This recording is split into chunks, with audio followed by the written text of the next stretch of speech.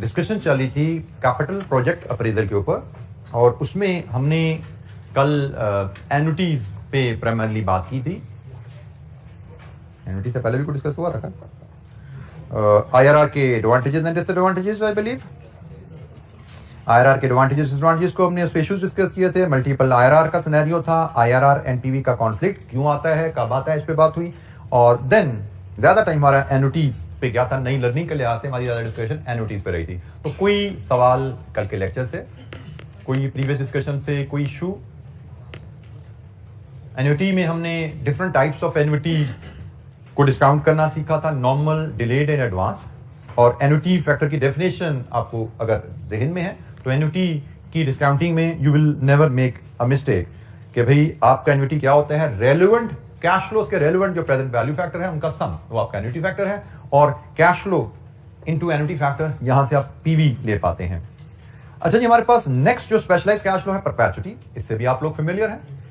Perpetuity के भी 3 characteristics होते हैं, एक इक्वल कैश फ्लो, दूसरा अकरिंग एट रेगुलर इंटरवल, लेकिन जो तीसरा कैरेक्टरिस्टिक्स है कि पीरियड इनडेफिनिट है। इनडेफिनिट कह लें या अनडिफाइंड कह लें।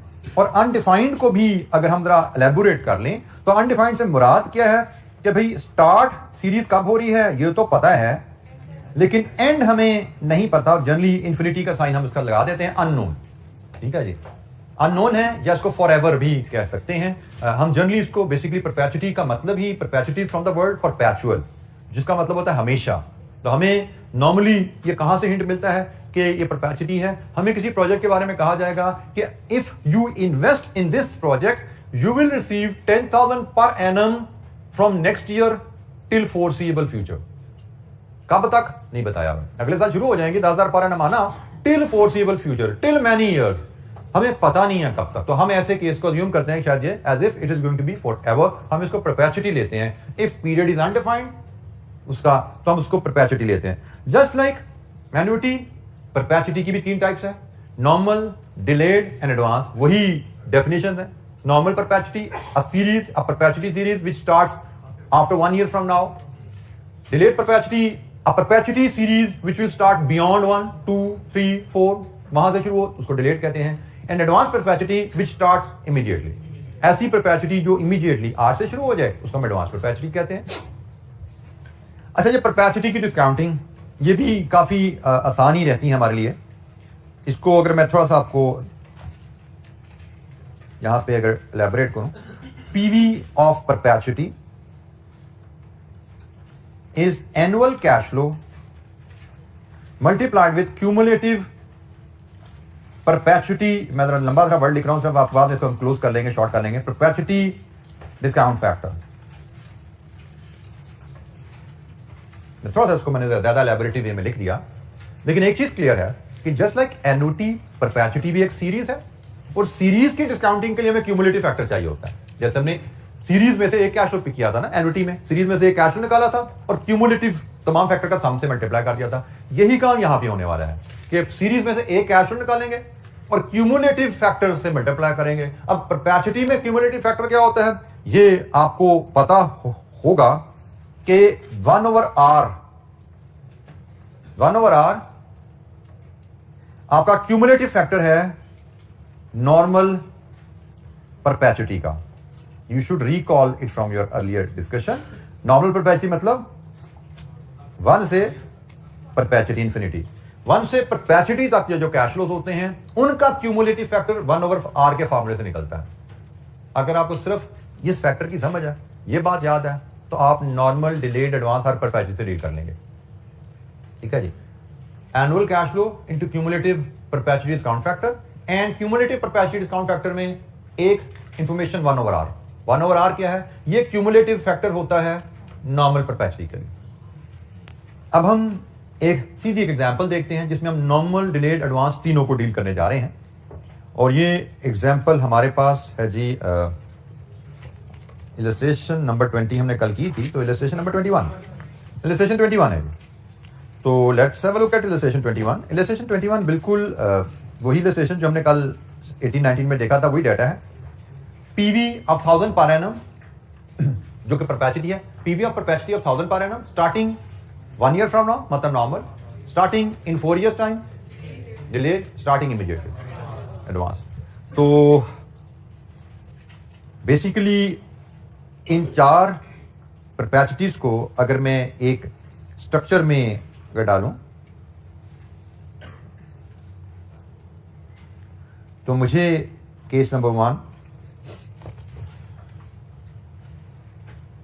ABC लिखा हो, तो हम इसको भी ABC करते हैं। A, B एंड C, इसके हमारे एनुअल कैश फ्लोज हमें बताए गए हैं और पीरियड हमें बताया गया है। एनुअल कैश फ्लो सब में 1000 है और पीरियड बताया गया है पहले केस में स्टार्टिंग इन 1 year, तो हम इसको लिखेंगे 1 टिल परपेचुइटी। ये ईयर्स, पीरियड हम ईयर्स में मेजर कर रहे हैं। दूसरा है जी स्टार्टिंग इन 4 year, पहला कैश फ्लो 4 साल बाद, उसके बाद हर साल फॉरएवर। और तीसरा कैश फ्लो है इमीडिएटली। इमीडिएटली को हम 0 से मेंशन कर देते हैं, टुडे को हम 0 से ले लेते हैं, 0 से परपेचुइटी। तो जनाब ये हमारे तीनों केस हमारे सामने आ गए हैं। अब हम इस परपेचुइटी 1000 पर एनम, ये उसका पीरियड है, इसकी प्रेजेंट वैल्यू लेना चाहते हैं। तो उसके लिए मैं क्यूमुलेटिव परपेचुइटी डिस्काउंट फैक्टर बनाना चाहता हूं। क्यूमुलेटिव परपेचुइटी डिस्काउंट फैक्टर मैं बनाना चाहता हूं और इसमें होगा क्या कि मैं एनुअल कैश फ्लो, अगर ये वैल्यू A है, cumulative discount factor value B है, तो मेरी जो प्रेजेंट वैल्यू आएगी that will be A into B। Agreed? A into B। अब हम 1 by 1 क्यूमुलेटिव डिस्काउंट फैक्टर बनाते हैं। R हमें इस क्वेश्चन में गिवन है एज 10%। 10% is our R। तो स्टार्टिंग में this is a normal perpetuity. Normal perpetuity का cumulative discount factor is 1/R। So 1/R। और एक चीज याद रखिएगा, फार्मूला में जब हम परसेंटेजेस को ले जाते हैं तो एज फ्रैक्शंस लेके जाते हैं। फार्मूला में जब हम परसेंटेजेस को लेके जाते हैं तो एज फ्रैक्शन लेके जाते हैं। तो ये 1/R, जिसकी वैल्यू भी लिख देते हैं 10, ये हमारा क्यूमुलेटिव डिस्काउंट फैक्टर आ गया। तो A into B, PV is 10,000।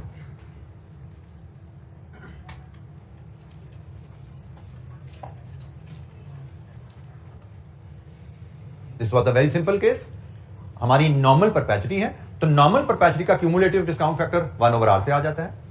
ये हमारी डिलेड परपेचुइटी है। 4 से परपेचुइटी का सम लेना चाहते हैं, तो अगर मैं यहां पे भी 1/R से ही बात शुरू करूं, तो माय क्वेश्चन इज, क्या ये मेरी परपेचुइटी के लिए सूटेबल फैक्टर है? रीजन इज, ये तो 1 से परपेचुइटी का सम है, मुझे तो 4 से परपेचुइटी का सम चाहिए। तो क्या करें, जो कल सीखा था, 1 से 3 का सम माइनस कर दें। तो 1 से 3 का सम बताइए जी क्या था? 2.487।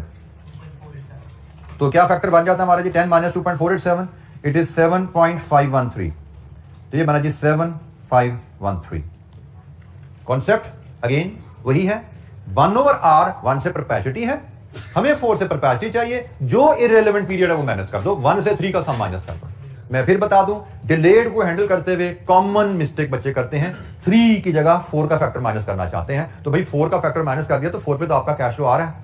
आपका जिस पीरियड में कैश फ्लो नहीं आ रहा उसके फैक्टर सम माइनस करने हैं। आपका 1, 2, 3, इन 3 सालों में कैश फ्लो नहीं है, तो 1, 2 और 3 का सम माइनस करने हैं। 4 पे तो आपका कैश फ्लो आ गया है, 4 साल बाद तो कैश फ्लो आपका आएगा। तो हमने 1, 2, 3 का सम यहां से माइनस कर दिया, ये भी पीवी आ गई। अब अगर मैं लास्ट केस पे जाऊं, यहां पे भी मैं यही बात करूं भाई 1/R, तो क्या ये फैक्टर मेरे सारे कैश फ्लो को कवर कर रहा है? नो, एक मिस हो गया, 0 वाला मिस हो गया, ठीक है। तो 0 का फैक्टर मैन्युअली हम ऐड कर देंगे, लीजिए जी। तो ये आपका 11 है और प्रेजेंट वैल्यू 11,000। तो एडजस्टमेंट का कॉन्सेप्ट यहां पे वही है जो हमने एन्युटी में सीखा था। क्यूमुलेटिव फैक्टर में एडजस्टमेंट डिले की क्या करनी है, क्यूमुलेटिव फैक्टर में एडजस्टमेंट एडवांस की क्या करनी है। सिर्फ एन्युटी में हम ये फैक्टर भी टेबल से उठाते थे। यहां पे 1/R स्टार्टिंग पॉइंट, यहां पे 1/R में एडजस्टमेंट कर रहे हैं, वो डिले की है, वो एडवांस की है। जबकि एन्युटी में हर एन्युटी का आपका फैक्टर टेबल से आता था, उसमें एडजस्टमेंट की जाती थी। तो एडजस्टमेंट कॉमन है, जो वहां पे एडजस्टमेंट जैसे करते थे उसी कॉन्सेप्ट के तहत हम यहां पे डिले और एडवांस की एडजस्टमेंट करते हैं। लेकिन जिस फैक्टर में एडजस्टमेंट करनी है उसकी वर्किंग थोड़ी डिफरेंट है। एन्युटी की डिस्काउंटिंग में वो फैक्टर हम फार्मूला से या एन्युटी टेबल से लाते हैं। यहां पे 1/R का सिंपल फार्मूला है, हर परपेचुइटी का स्टार्टिंग पॉइंट 1/R है। उसको फिर एडजस्ट कर लेते हैं डिले या एडवांस के हिसाब से। जी एनी क्वेश्चन? परपेचुटी क्या है, परपेचुटी की टाइप्स और उसकी पीवी, कोई सवाल? अच्छा जी, थोड़ी सी एक्टिविटी परपेचुटी में भी जरा हम करते हैं। इलस्ट्रेशन 22 जिस तरह कल हमने एक्टिविटी की थी, बिल्कुल सिमिलर पैटर्न पे ये एक्टिविटीज है जी, बट ये अब आप खुद करेंगे। कल तो मैंने काफी हेल्प करा दी थी, तो अब आप काफी तजर्बाकार हो चुके हैं एक दिन में। तो ये कीजिए जनाब कैलकुलेशन, मुझसे आंसर शेयर कीजिए। एंड आई वुड एक्सपेक्ट के हर बच्चा तसल्ली से पिछले एग्जाम्पल को देखते हुए सही आंसर शेयर करे।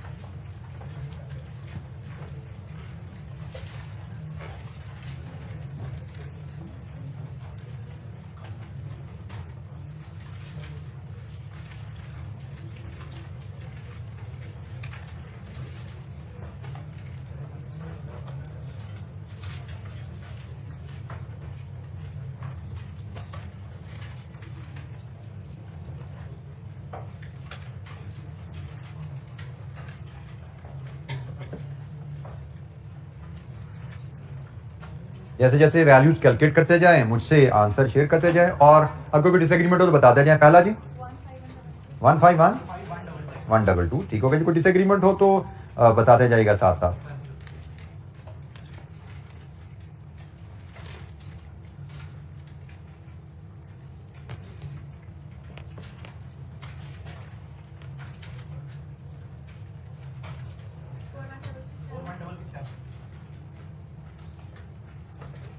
किसी बच्चे का कोई डिसएग्रीमेंट आए तो बताए फौरन।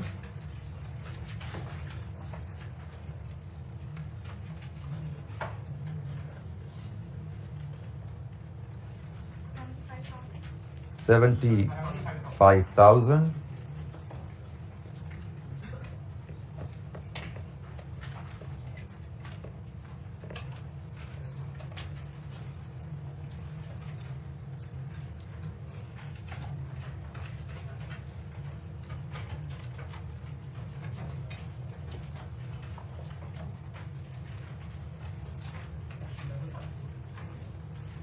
जी 554-233। लीजिए ये चार पार्ट्स थे, चारों का जवाब आपके सामने आ रहा है। किसी कैलकुलेशन में कोई दिक्कत है तो आप पूछ सकते हैं। पहला केस डिलेड परपेचुटी का है, दूसरा केस नॉर्मल परपेचुटी, तीसरा एडवांस परपेचुटी, चौथा फिर डिलेड परपेचुटी। तो चारों परपेचुटी के केसेस, चार एग्जाम्पल तीनों सिनेरियोस को लेते हुए हमारे सामने हैं। किसी स्टूडेंट का किसी वैल्यू पे कोई डिसएग्रीमेंट है, कोई गाइडेंस चाहिए, पूछिए।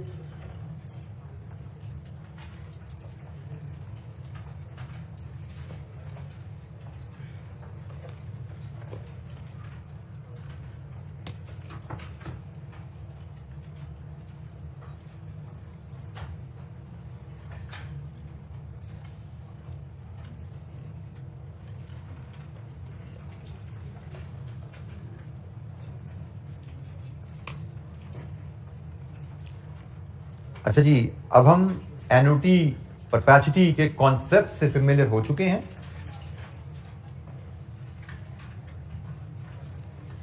अब हम देखते हैं कि अगर हमें कोई प्रोजेक्ट ऐसा आए जिसके कैश फ्लोज एन्युटी या परपेचुटी शेप में हो, तो उनकी हमें एनपीवी कैसे कैलकुलेट करनी है। उसके लिए हमारे पास इलस्ट्रेशन जो क्लास एक्टिविटी में हम करने जा रहे हैं, that is illustration 25 and illustration 26। तो इलस्ट्रेशन 25 की रिक्वायरमेंट है जी हमारे पास, what is the present value of the following cash flows when the cost of capital is 15%?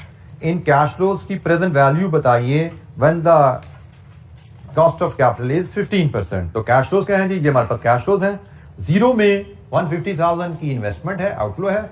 1 में 15,000 की रिटर्न है, 2 में 20,000 की रिटर्न है, 3 से 12 25,000 की रिटर्न है। तो ये है हमारे कैश फ्लोज। इनकी हमें पीवी कैलकुलेट करने को कहा गया है। तो जनाब इलस्ट्रेशन नंबर 25 में हम कैश फ्लोज की पीवी कैलकुलेट करेंगे। हमें year wise cash flows rupees में गिवन है जी। 0 में 150,000 की इन्वेस्टमेंट है, 1, 2 and 3 to 12।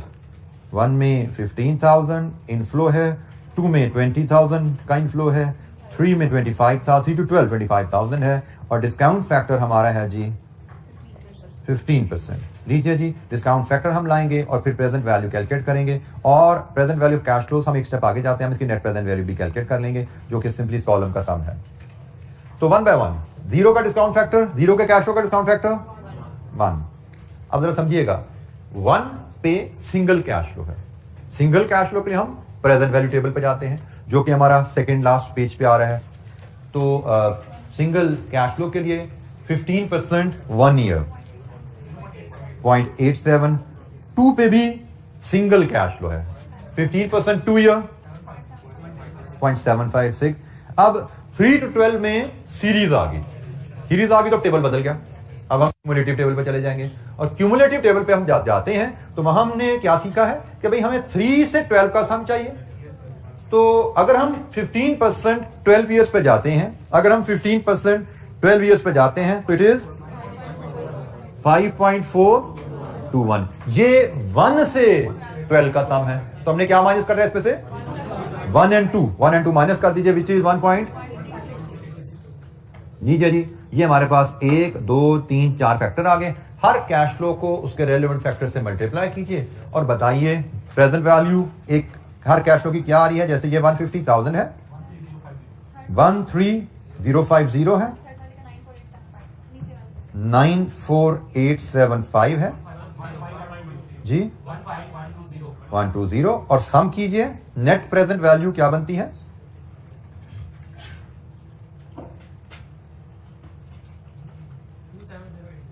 पॉजिटिव या नेगेटिव? Negative 26955 negative. बेटा शायद नेगेटिव ही है ये। अब इसमें ये एरर क्यों आ रही है साइन में? आप क्या करते हो 150 माइनस ये करना शुरू कर देते हो तो साइन उल्टा लग जाता है। ठीक है, तो जिस बच्चे का साइन गलत आ रहा था इस वजह से था कि आपने 150 में से ये वैल्यूज माइनस की हैं। तो हैबिट डेवलप कीजिए, 150 में से माइनस नहीं करना। अगर पहली बात इनको सम करके इसको माइनस कीजिए, अदरवाइज आपको कैलकुलेटर अलाउ करते हैं इसको -150 फीड कीजिए, -150 देन प्लस फिगर फीड कीजिए। ठीक है, you start with -150 plus all this figure, आपका आंसर विद साइन राइट आएगा। नेगेटिव फिगर में से पॉजिटिव फिगर माइनस करने से वैल्यू तो ठीक आती है, साइन आपका उलट हो जाता है जिसको बाद का आप ठीक नहीं कर पाते। सो हैबिट ही ऐसी डेवलप करें कि आपकी गलती के चांसेस कम से कम रहें। -150 plus these three figures 26955 negative. तो एनपीवी हमारी नेगेटिव है। अगर हमसे पूछा जाता प्रोजेक्ट फीजिबल है या नहीं तो प्रोजेक्ट इज नॉट फीजिबल। हमारा डिसीजन भी यहां पे आ रहा है।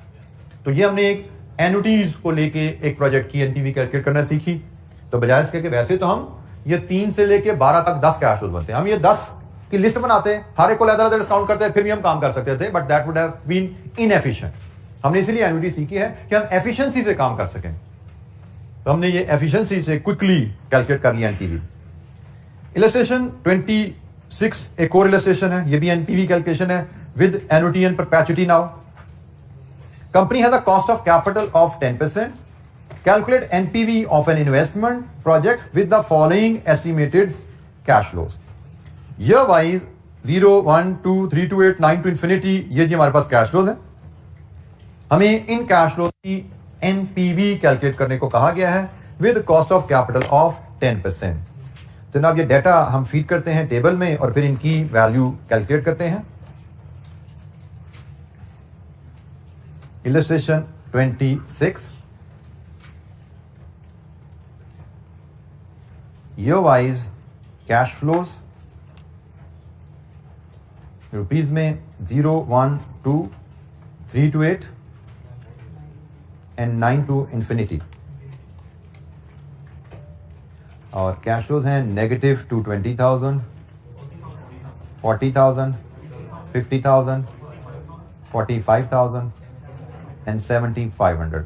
हमें डिस्काउंट फैक्टर चाहिए 10% का, हमें प्रेजेंट वैल्यू चाहिए और फिर यहां पे हम इसका सम लेके नेट प्रेजेंट वैल्यू ले लेंगे। तो 1 बाय 1, 0 का single cash flow discount factor 1 है, 1 का single cash flow 10% 1 year present value table 0.909, 10% 2 year single cash flow है 0.826। अब 3 to 8 एनुटी है, क्यूमुलेटिव टेबल पे शिफ्ट हो जाओ। तो 10% 8 ईयर 335 माइनस 2 साल माइनस करने हैं तो 1 and 2 का सम 1.736। और इसके आगे चलें 9 से परपेचुइटी, या परपेचुइटी आ गई है। परपेचुइटी का फैक्टर स्टार्टिंग पॉइंट होता है 1/r और ये है 1 से परपेचुअली का सम, और हमारे लिए इररिलेवेंट पोर्शन कौन सा है? 1 से 8, और 1 से 8 का सम ये आ रहा है, ऑलरेडी हमने लिया हुआ था ऊपर 1 से 8 का सम 5.335। लीजिए जी, ये हमारे फैक्टर्स पूरे हो गए हैं। 1 बाय 1 प्रेजेंट वैल्यू की यहां फीड कीजिए, मुझसे 5 प्रेजेंट वैल्यूज का सम करके एनपीवी की फिगर शेयर कीजिए, और फिर हम उसको मैच करेंगे कि आंसर क्या हमारा ठीक आ गया। 5 कैश फ्लोज को 5 फैक्टर से मल्टीप्लाई करना है, एनपीवी मिलेगी, और एनपीवी की फिगर मुझसे शेयर कीजिए।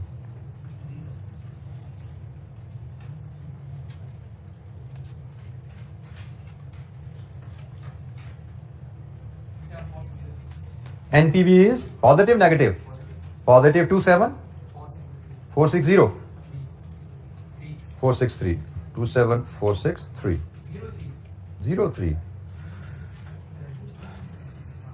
जी जनाब, वेरीफाई कीजिए ये आंसर। तो मुझे भी शक पड़ा था इसलिए मैं 3 लगाते हुए 54603 पॉजिटिव। शायद आपके साथी ने present value of investment minus नहीं की थी, बेनिफिट्स का पीवी सब बता दिया था, present value of investment minus करके 54603 ये नेट प्रेजेंट वैल्यू है, प्रेजेंट वैल्यू ऑफ बेनिफिट्स।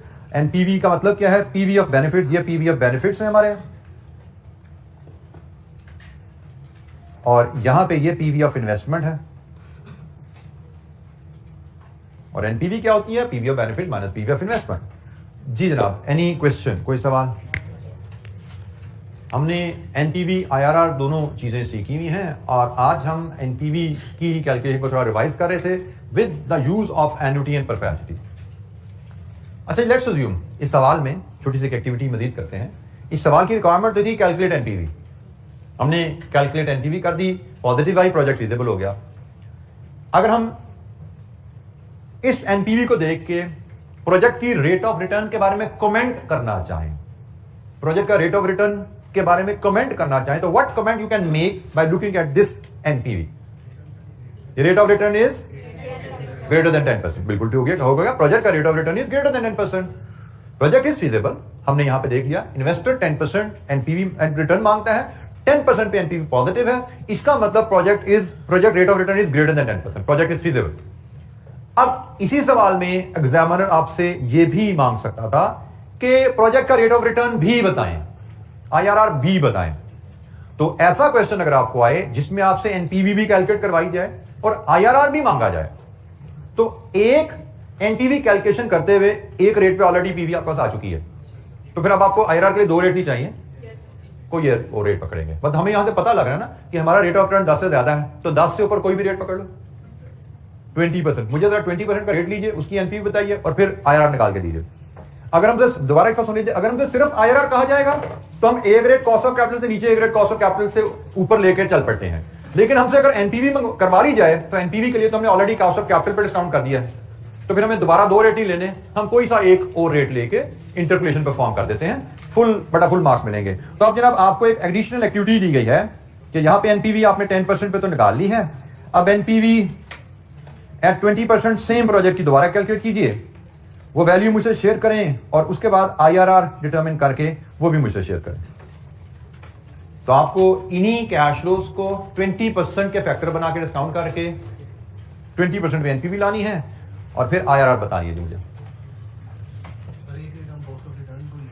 हाँ, एक हम इसी को ले लेंगे, कर दो ली डिस्काउंटिंग, तो बस ठीक है, इसी को यूज कर लेंगे आप।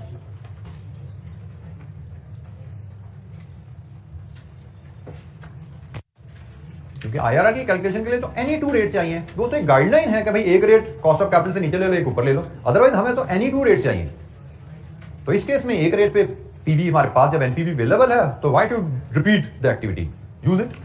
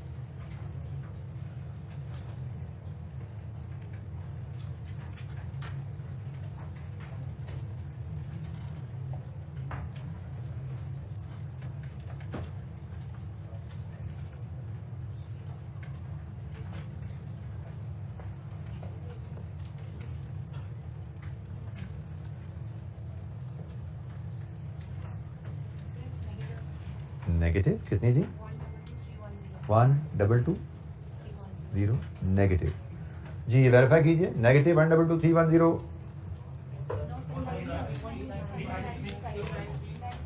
पहली बात नेगेटिव पॉजिटिव नेगेटिव 39353 चेक करो बेटा क्या किया 39353 इस पे एग्रीमेंट है हमारा जिन बच्चों का ये आंसर नहीं आ रहा वो चेक करें क्या गलती हुई क्योंकि ये तो बड़ी सीधी सी कैलकुलेशन थी कोई दिक्कत आनी नहीं चाहिए थी 10% के फैक्टर आपके पास थे आपको 20% के फैक्टर इन्हीं कैश फ्लोज को 20% के फैक्टर से मल्टीप्लाई करके प्रेजेंट वैल्यू और देन एनपीवी मैं अगर आपके फॉर्मेट को मैं अगर यहाँ पे बनाऊं तो आपको करना था यहाँ पे एक कॉलम लाना था डिस्काउंट फैक्टर एट 20% का और उसके बाद प्रेजेंट वैल्यू और यहाँ पे आपकी एनपीवी बेसिकली 20% की आनी थी तो ये फॉर्मेट है जो आपको पॉपुलेट करना था यही कैश फ्लोज 20% के फैक्टर से मल्टीप्लाई खाने थे पीवी आ जानी थी आपकी और ये पीवी जैसे मुझे बताई गया 39353 नेगेटिव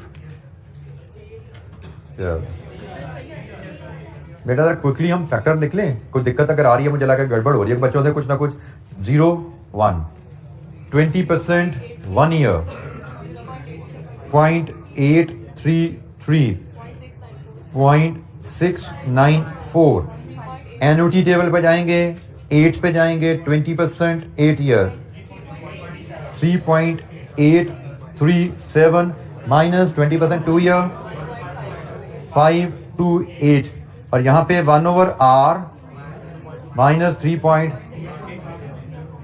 नीचे जी फैक्टर्स भी मैंने लिख दिए अब तो कोई डिसएग्रीमेंट नहीं होना चाहिए 39353 और अब हम IRR करेंगे तो IRR हमें यहां से नजर आना चाहिए कि भाई 10 से ज्यादा है लेकिन 20 से कम है 10 और 20 के बीच में आएगा IRR और वो आपने बताया 15.81%. लीजिए जी IRR की भी एक एक्टिविटी हमने जरा रिवीजन कर ली कोई सवाल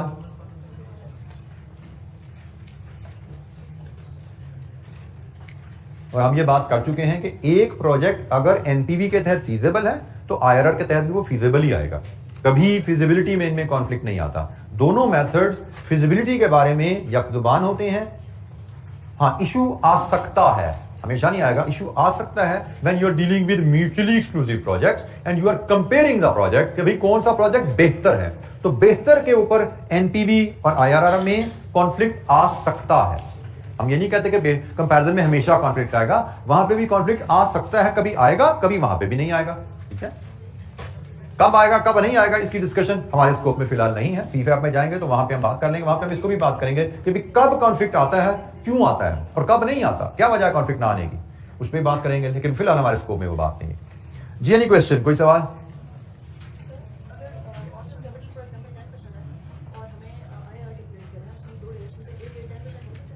बिल्कुल हो सकता है बिल्कुल हो सकता है लेकिन मैं कह रहा हूं जनरल गाइडलाइन है कि हम एक 10 से कम ले लें एक 10 से ऊपर ले लें वैसे तो क्या है एनी टू रेट्स ठीक है तरीका एनी टू रेट्स है लेकिन जनरल गाइडलाइन है एक कॉस्ट ऑफ कैपिटल से नीचे ले लो एक ऊपर ले लो बट आप एक कॉस्ट ऑफ कैपिटल है दूसरा तो भी ठीक है दोनों रेट कॉस्ट ऑफ कैपिटल से ऊपर है तो भी ठीक है दोनों रेट कॉस्ट ऑफ कैपिटल नीचे है तो भी ठीक है but as a general rule हम इसको एज अ जनरल प्रैक्टिस हम इसको फॉलो करते हैं जी एनी क्वेश्चन कोई सवाल अच्छा जब हम एक थोड़ी सी डिस्कशन को मजीद आगे लेके चलते हैं जैसे मैंने आपसे कहा था साथ साथ हम कुछ टूल्स भी सीखेंगे और कुछ डिस्कशन भी करते जाएंगे नेक्स्ट डिस्कशन जी हमारी DC assumptions about in DCF techniques DCF techniques में क्या जनरली कुछ अजम्पशन है जो हमें यूज करनी पड़ती हैं मैंने आपको शायद बताया था कि अगर हमें डीसीएफ टेक्निक्स पे अगर क्या गिवन क्वेश्चन आने ही आने हमें क्वेश्चन जो आएगा डीसीएफ टेक्निक्स पे उसमें कैश फ्लोज एक स्ट्रेट लाइन में हमें हर साल के आगे कैश फ्लो नहीं दिए जाते कि 1 का ये 2 का ये 3 का ये हमारे एक साइजेबल मार्क्स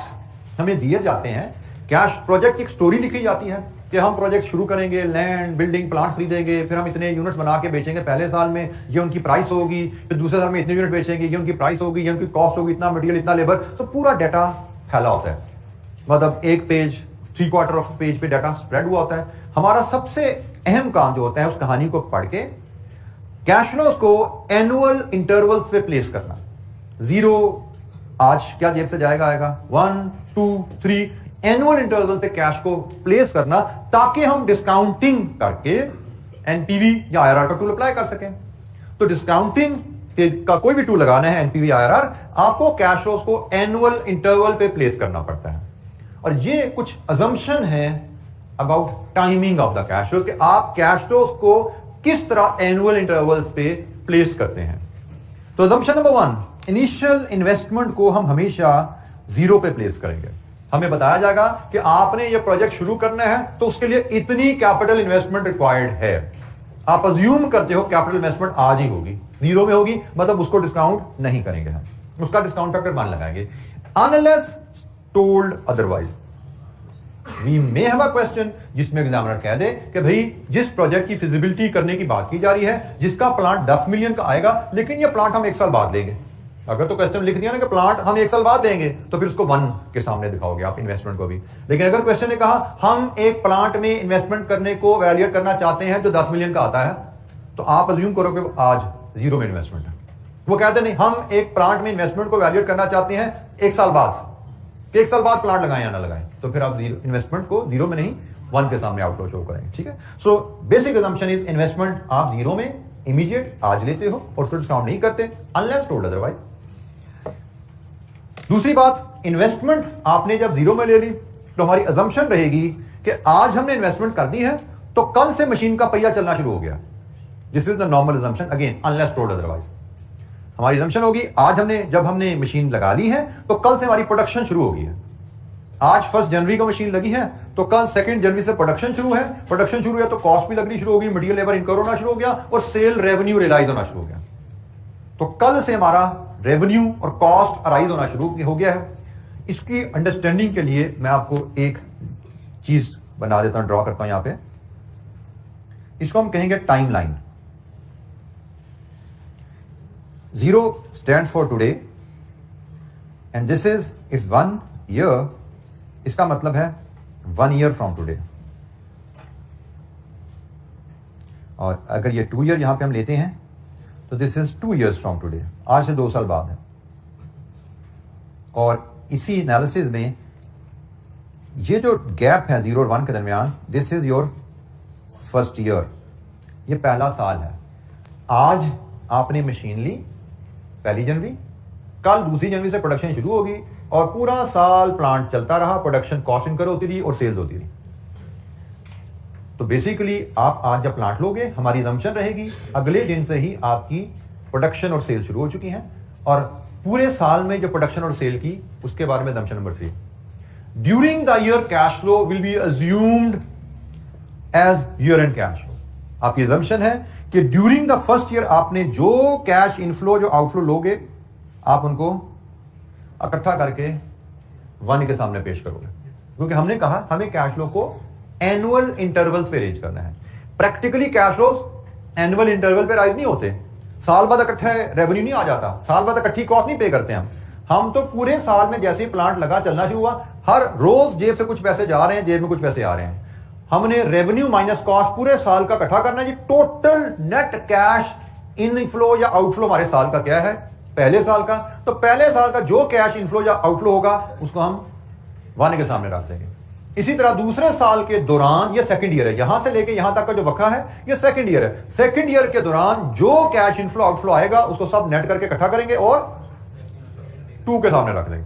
अब यहां पे 2 का मतलब, जब हम ये फॉर्मेट देखते हैं ना, जब हमें इसका डाटा दिया जाता है, यहां पे 2 का मतलब सेकंड ईयर नहीं है, यहां पे 2 का मतलब है 2 साल बाद, 1 का मतलब है 1 साल बाद।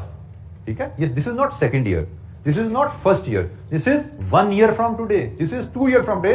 और डिस्काउंटिंग कर रहे हैं, हमारी डिस्काउंटिंग क्या होती है, 1 साल बाद के कैश फ्लो को 0 पे लाना, 2 साल बाद कैश फ्लो को 0 पे लाना, ऐसे ही लाते हैं ना पीछे हम।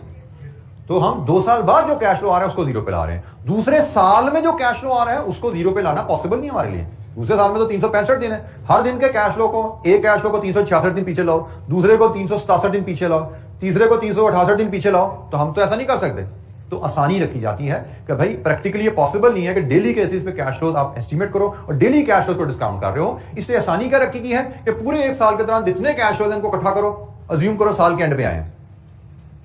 सो assumptions about timing of cash flow, क्योंकि हमें एक क्वेश्चन में स्टोरी लिखी जाएगी, उस स्टोरी को पढ़ के कैश फ्लो को उठा के हमें एनुअल 1, 2, 3 के सामने रखने हैं। तो बेसिस आ रही हैं, इनिशियल इन्वेस्टमेंट को 0 पर रखेंगे और जो इन्वेस्टमेंट के ऑपरेशन से जो आपने कमाई करनी है उसकी कहानी होगी फौरन नेक्स्ट डे से, और पहली नेट कैश फ्लो आपकी 1 में आएगी, और ड्यूरिंग द ईयर कोई भी कैश फ्लो आएगा उस साल के एंड पे लेके जाते हैं। एंड लास्ट अजम्पशन, बाद का क्वेश्चन आपको इंफॉर्मेशन देता है कि किसी साल के शुरू में आपने कोई खर्चा करना है या कोई आपको इनकम आनी है। फॉर एग्जाम्पल 3rd ईयर का स्टार्ट, अब इस लाइन में 3rd ईयर का स्टार्ट कहां पे आएगा? This is your start of 3rd year, ऐसा ही है। तो अजम्पशन इज, अगर आपको क्वेश्चन कहे कि स्टार्ट ऑफ एनी ईयर आपको कोई कैश फ्लो इनफ्लो या आउटफ्लो आना है, तो उसकी टाइमिंग आपने रखनी है एंड ऑफ प्रीसीडिंग ईयर।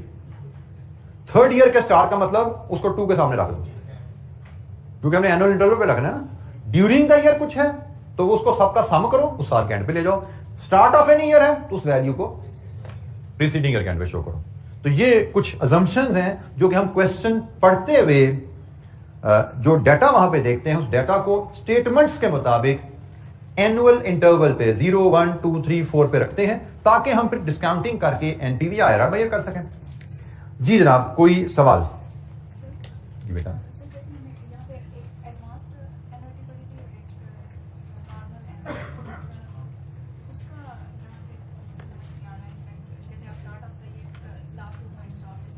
बेटा आप एन्युटी और परपेचुटी, एन्युटी की यहाँ पे एप्लीकेशन देखना जा रहे हैं, तो एन्युटी तो आपको ऑलरेडी एनुअल इंटरवल पे कैश फ्लोज आ रहे हैं।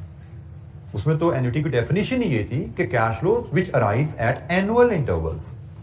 तो हम तो यहाँ पे बात कर रहे हैं उन कैश फ्लोज की जो एनुअल इंटरवल पे नहीं आए, लेकिन हमने उनको एनुअल इंटरवल पे प्लेस करना है। ठीक है, एन्युटी तो एनुअल इंटरवल पे ही अराइज होती है, उसमें तो हमें ये मसला ही नहीं आता टाइमिंग का। उसमें तो हमें टाइमिंग गिवन होगी, जी हर साल पे आपको एक्स अमाउंट आएगी, तो हर साल पे आ रही है, हर साल के सामने डाल दो। हम तो यहां डिस्कस कर रहे हैं उन कैश फ्लोज को जो इतने सिंपल नहीं होते, जो ड्यूरिंग द ईयर कहीं आ रहे हैं, कहीं एंड ऑफ द ईयर कह रहे हैं, कहीं स्टार्ट ऑफ द ईयर कह रहे हैं, तो उनको हमने कैसे अरेंज करना है, हम तो उनकी बात कर रहे हैं। जी एनी अदर क्वेश्चन, कोई और सवाल?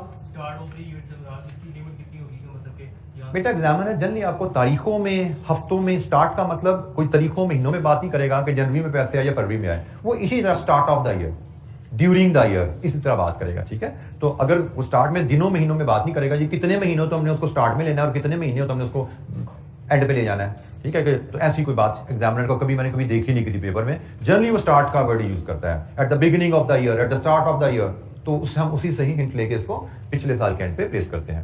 जी कोई और सवाल? जी बेटा।